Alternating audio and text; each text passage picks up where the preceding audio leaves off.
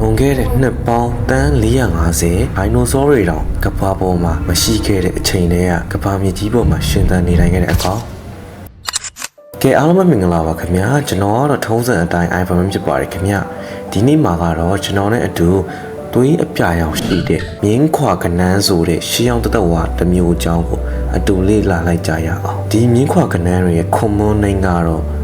House so crap လို့ခေါ်ပါတယ်ဒီနေ့ခေတ်မှာဒီကောင်လေးတွေကိုမျိုးစိတ်၄မျိုးအထိမြင်တွေ့ရပါတယ်နံပါတ်1 Limulus foliformis ဆိုတဲ့ US မှာပဲအဓိကတွေ့ရတဲ့မျိုးစိတ်တစ်ခုရဲ့နောက်နံပါတ်2အနေနဲ့ကတော့ Tachypilus gigas ဆိုတဲ့ကျွန်တော်တို့အရှေ့တောင်အာရှနဲ့ကျွန်တော်မြန်မာနိုင်ငံမှာပဲတွေ့ရှိရတဲ့မျိုးစိတ်တစ်မျိုးဖြစ်ပြီးတော့နံပါတ်3တစ်ချက်ကတော့ Tachyplegus tridatellus ဆိုတဲ့အရှေ့အာရှမှာမြင်တွေ့ရတဲ့မျိုးစိတ်တစ်မျိုးရဲ့ပြီးတော့ Carcinoscopia rodenticortus ဆိုတဲ့ဒီရီတော်တို့လာမှုတော်တို့ဒီလိုနေရာမျိုးတွေမှာပဲတွေ့ရှိရတဲ့အမျိုးအစားတွေဖြစ်ပါတယ်ခင်ဗျာသူတို့ရဲ့သွေးကတကယ်ပဲအပြာရောင်ရှိတာလာ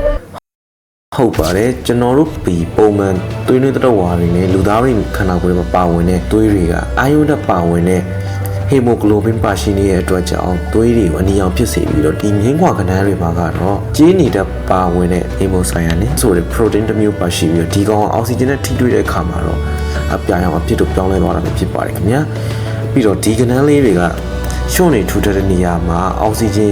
ရရှိမှုနည်းတဲ့နေရာတွေမှာနေထိုင်ကြတာများတဲ့အတွက်ပတ်ဝန်းကျင်နဲ့အာရုံညီထွေးမှုရှိအောင်သူတို့ရဲ့သွေးထဲမှာကဟီမိုဆိုင်ယာနဲ့ဆိုတဲ့တက်ပါလာလို့ယူဆလို့ရပါတယ်။ဘာလို့လဲဆိုရင်ဒီ hemoglobin ဆိုတဲ့တက်ကကျွန်တော်တို့လူသားတွေမှာပါရှိတဲ့ခုနရှင်းပြခဲ့တဲ့ hemoglobin ထက်အောက်ဆီဂျင်ရရှိမှုနည်းတဲ့ပတ်ဝန်းကျင်မှာအသက်ရှင်နေမှုကိုပိုပြီးတော့အထောက်အကူပြုတဲ့ကောင်လည်းဖြစ်ပါတယ်။ Okay ဒီအပြာရောင်သွေးတွေကကျွန်တော်တို့ကဘာပေါ်ကဆေးဘက်ဆိုင်ရာမှာအရန်ကိုအသုံးဝင်တဲ့အရာတစ်ခုဆိုရင်မှန်ပါတယ်ခင်ဗျာလူသားပေါင်းများစွာကိုကယ်တင်နေတဲ့အရာလို့တင်စားပြီးပြောရင်တော့ပိုလို့တော့မှန်ပါလိမ့်မယ်ဘာလို့လဲဆိုရင်သူတို့ရဲ့သွေးထဲမှာပါတဲ့အမီဘိုဆိုက်လို့ခေါ်တဲ့ဆဲလေးတွေကအစိတ်တောက်ဖြစ်စေနိုင်တဲ့ပိုးမွားတွေနဲ့တွေ့တဲ့အခါမှာချက်ချင်းအာရုံခံနိုင်ပြီးတော့ဒီပိုးမွားတွေကိုခဲသွားစေပါတယ်အဲ့နည်းနဲ့ယောဂတွေမပြတ်တော့အောင်ကာကွယ်ပြီးပါတယ်ဒါကြောင့်ပဲသိပ္ပံပညာရှင်တွေကဆေးသစ်တွေထုတ်ဖော်တဲ့အခါမှာလူသားတွေနဲ့high light မထိတွေ့ခင်မှာဒီမြင်းခွာကနန်းလေးတွေရဲ့အပြာရောင်သွေးကိုတုံးပြီးတော့ဆေးရည်တွေမှာဘာပြဿနာရှိနေလဲဘယ်လိုဘက်တီးရီးယားတွေပေါက်ပွားနေလဲဆိုတာကိုအရင်ဆုံးစမ်းစစ်ပါတယ်ဆိုတော့ကျွန်တော်တို့ဒီဆေးဘက်ဆိုင်ရာတွေမှာလည်းအမှန်တကယ်ကိုအရင်ရေးပါတဲ့တရှိတလေးစံလေးတစ်ကောင်လည်းဖြစ်ပါတယ်ခင်ဗျာနောက်တစ်ခုအနေနဲ့ကျွန်တော်သူတို့ရဲ့ပုံမှန်အသွင်မြင်နဲ့အစားတောက်နေတိုင်းကိုပြောပြပေးပါမှာဒီမြင်းခွာကနန်းလေးတွေ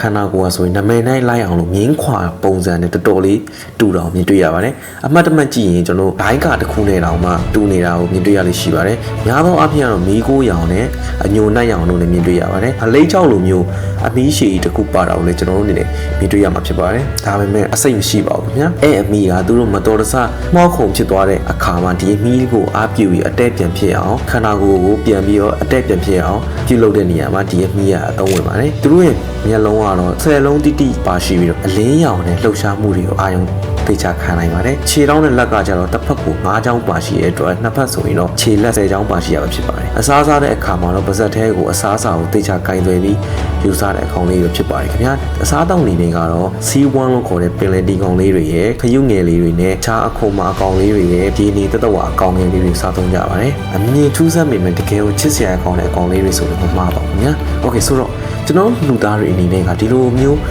းလူသားတွေအတွက်အကျိုးပြုနေတဲ့အကောင်လေးကိုကျွန်တော်တို့ဘက်ကလည်းဘယ်လိုမျိုးပြန်ကာကွယ်ရမလဲဆိုတော့ကျွန်တော်ပြောပြပေးပါမယ်သူတို့လေးတွေကိုကာကွယ်ဖို့ဆိုရင်တော့သူတို့ကိုဘယ်ရာတွေပေါ်မိကုန်နေလဲဆိုတာအရင်ဆုံးကျွန်တော်တို့အနေနဲ့သိထားဖို့လိုပါလိမ့်မယ်အဓိကကတော့ဒီကောင်တွေကဒီပင်လယ်ကမ်းခြေတွေနဲ့ရှုံ့တို့ထူတဲ့နေရာတွေကိုအဓိကမိကုန်နေတဲ့ကောင်လေးပဲဖြစ်ပါတယ်ဆိုတော့ကျွန်တော်တို့လူသားတွေအနေနဲ့ကပင်လယ်ကမ်းခြေတွေသွားတဲ့အခါမှာဒီအမိုက်တွေစီးကမ်းမဲ့မပစ်ဖို့ရင်ပင်လယ်ကမ်းရိုးတန်းကြီးကိုမြင်ညမ်းသွားမဲ့လုံရမျိုးတွေကိုမလုပ်ဖို့ရှောင်ရှားသင့်ပါတယ်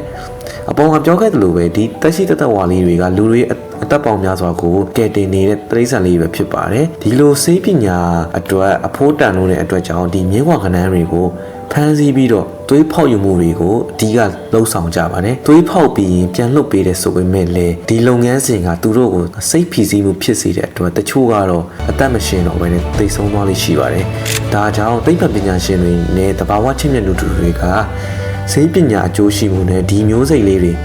မပြောက်ွယ်ရေးချားမှာမျှတတဲ့နီးလန်းတွေကို အပြင်းထန်ရှာဖွေနေကြပါတယ်အကယ်၍တင်ကမြင်းကွာကနန်းလေးတစ်ကောင်ကိုပေါက်ခုံဖြစ်နေတာကိုပင်လယ်ကမ်းခြေမှာအမှတ်မထင်မြင်တွေ့ခဲ့ရင်သူ့ရဲ့အခွန်လေးကနေညှင်းသားစွာကင်ပြီးတော့အတဲ့အနေထားလေးပြန်ထားပြီးတော့ပင်လယ်ထဲကိုပြန်လွတ်ပေးလိုက်ပါသူအမိရတော့မကင်ဘူးကျွန်တော်ပြောချင်ပါတယ်ပြန်မလွတ်ပဲနဲ့အိမ်မှာအလှမွေးဖို့ဖမ်းသွားတာမျိုးတွေတော့လုံးဝ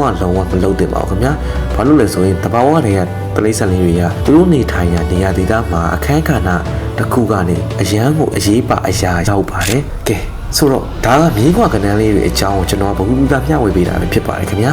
နောက်ဆုံးအနေနဲ့ကျွန်တော်ပြောချင်တာကတော့ဒီလိုအဖိုးတန်တဲ့တက်ရှိသက်ဝါလေးတွေကိုကျွန်တော်တို့အတိငယ်မြင့်မာတဲ့လူသားတွေအနေနဲ့ထိန်းသိမ်းစောင့်ရှောက်ဖို့လိုတယ်လို့သူတို့လေးတွေရဲ့အရေးပါပုံတွေကိုလည်းနားလည်သိရှိဖို့စူးစမ်းရင်းနဲ့ကျွန်တော်တို့တလိษံလေးတွေကောအပင်လေးတွေနဲ့ကောနိုင်ရောညီထွေးမှုရှိအောင်စူးစမ်းနေထိုင်သွားခြင်းဖြင့်ကျွန်တော်တို့ကဘာကြီးကိုပုံမချမ်းမှလှပတဲ့နေရာကြီးတစ်ခုဖြင့်ပြောင်းလဲလိုက်ကြရအောင်ကဲဒါကတော့ကျွန်တော်ဗီဒီယိုလေးအဆုံးသတ်ပဲဖြစ်ပါတယ်ကျွန်တော်ကတော့အိုင်ရန်ဖြစ်ပါတယ်ခင်ဗျာ